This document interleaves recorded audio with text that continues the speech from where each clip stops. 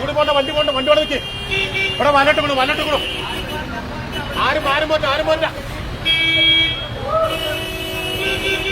ഇവിടെ ചൂണ്ടലിട്ട് വലയിട്ട് കൂടി ആരും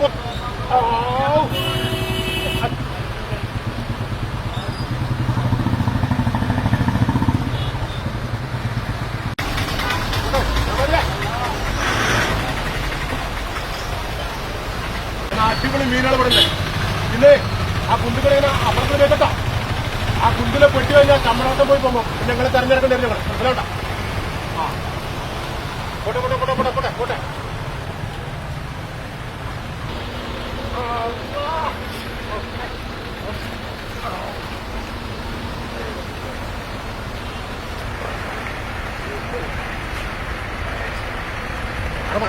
മര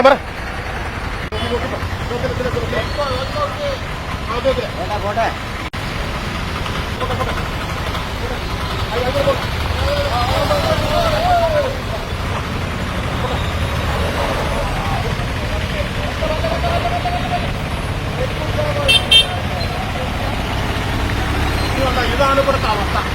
എത്ര വണ്ടികൾ ഇവിടെ മറിഞ്ഞറിയാം, എത്ര സ്ത്രീകള്, എത്ര യാത്രക്കാർ വരുന്നത്, ഇതൊക്കെ ഭയങ്കര പ്രശ്നമാണ്. ഇവിടെ വ്യാപാരികൾക്ക് ഒരു രക്ഷയില്ല. മഴ പെയ്ത വ്യാപാരം അടച്ചിട്ട് പോകാൻ, മഴ പെയ്ത വ്യാപാരം അടച്ചിട്ട് പോകാൻ നല്ലത്. ഒരു രക്ഷയില്ല ഇവിടെ. എത്ര കാലം ഇവിടെ ഇങ്ങനെ കിടക്കണത, കുറെ കാലം ഇങ്ങനെ നടക്കണം.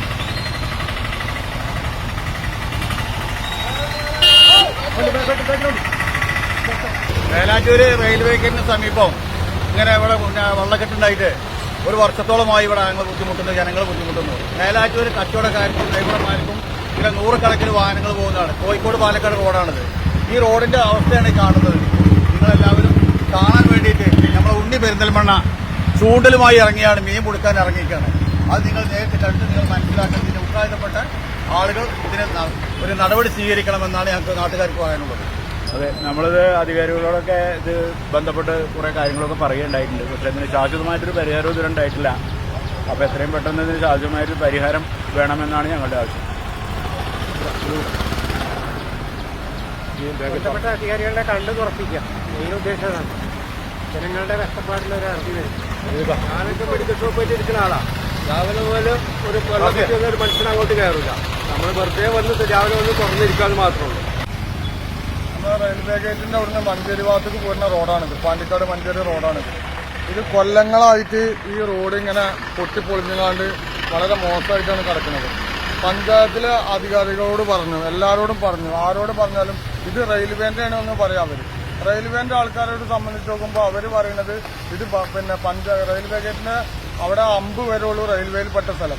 അത് കഴിഞ്ഞ് ബാക്കിയുള്ള സ്ഥലം പിന്നെ PWDന്റെ വകുപ്പിലാണെന്നാണ് പറയുന്നത്. ഞങ്ങളിത് ആരോടാ പറയേണ്ടത്? ഇവിടെയുള്ള ജനങ്ങൾ. കാരണം ഇത് ജനങ്ങൾ ഇവിടെ തലകുത്തി മറിഞ്ഞാണ്ട് എത്രണ്ണത്തിനും ഇപ്പോൾ ഹോസ്പിറ്റലിൽ കൊണ്ടേക്കണമെന്ന് അറിയും. ആരോട് പറഞ്ഞാലും അവർ അധികാരികൾ ഇത് കണ്ണു ഈ റോഡിൽ വെള്ളത്തിന്റെ പ്രയാസം കൊണ്ട് ഞങ്ങൾക്ക് വണ്ടി നിർത്താനും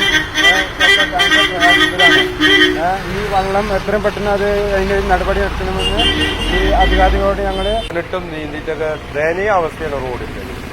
അത് അധികാരികൾ എത്രയും പെട്ടെന്ന് ശരിയാക്കി കൊടുത്താൽ യാത്രക്കാർക്ക് ദുരിതമല്ലാതെ പോകാം. ഒരു ഹോസ്പിറ്റൽ കേസ് വന്നാലും നീന്തണം ആ വള്ളത്തിലൂടെ. അതാണ് നമുക്ക് പറയാനുള്ള അഭിപ്രായം.